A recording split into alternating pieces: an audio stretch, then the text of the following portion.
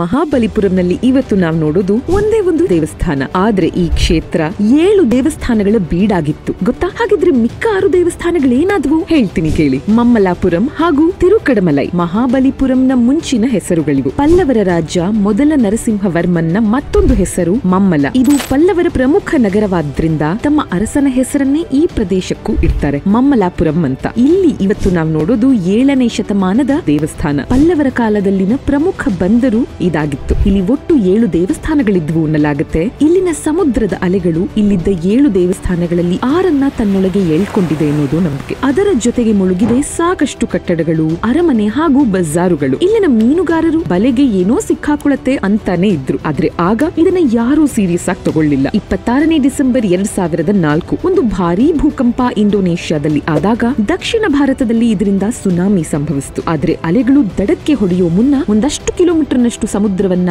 ಒಳಗೆಳ್ಕೊಳ್ಳುತ್ತೆ. ಆಗ ಆವರೆಗೂ ಕಂಡಿರದ ಸಮುದ್ರದ ಒಳಗಿನ ಭಾಗ ಕಾಣ್ತು. ಏನಿತ್ತು ಅಲ್ಲಿ? ದೊಡ್ಡ ದೊಡ್ಡ ಕಲ್ಲುಗಳು, ಕೆತ್ತನೆಗಳು, ಕಟ್ಟಡಗಳು ಹಾಗೂ ದೇವಸ್ಥಾನದ ಅಳಿದುಳಿದ ಭಾಗ. ಆದ್ರೆ ಕೆಲವೇ ಹೊತ್ತಲ್ಲಿ ಪುನಃ ಸಮುದ್ರದ ಅಲೆಗಳು ಅದನ್ನ ಮುಚ್ಚಿ ಸುನಾಮಿ ಅಪ್ಪಳಿಸಿ ಇವತ್ತಿನವರೆಗೂ ಈ ಭಾಗದಲ್ಲಿ ನೀರಿದೆ. ಆದ್ರೆ 2014ರ ಸುನಾಮಿಯ ನಂತರ ಇದ್ರ ಬಗ್ಗೆ ಸಾಕಷ್ಟು ಸಂಶೋಧನೆಗಳು ನಡೆದಿದೆ. ಇಲ್ಲಿನ 7 ದೇವಸ್ಥಾನಗಳಲ್ಲಿ 6 ಮುಳುಗಿದ್ದು ಉಳಿದಿರೋ ಏಕೈಕ ದೇವಸ್ಥಾನ ಮಹಾಬಲಿಪುರಂ.